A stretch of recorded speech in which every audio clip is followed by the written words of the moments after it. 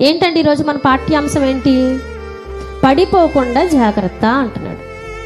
ఇక్కడ రాజైన ఉజ్జియా గురించి నేర్చుకుంటున్నాం. ఈ ఉజ్జియాకు మరొక పేరు ఏంటి అంటే అజర్యా. అజర్యా కూడా పడిపోయాడట. ఎలా బ్రతికాడైనా? యెహోవా దృష్టికి నీతిమంతుడిగా బ్రతికాడట. నీతి ప్రవర్తన గలవాడై ఉన్నాడట. దేవుణ్ణి ఆశ్రయించాడట. దేవుణ్ణి ఆశ్రయించి దేవుణ్ణి అంటు పెట్టుకున్నంత కాలం అతని జీవితం ఎలా ఉంది? వర్ధిల్లెను, డెవలప్మెంట్లో ఉన్నాడు, బ్లెస్సింగ్స్లో ఉన్నాడు.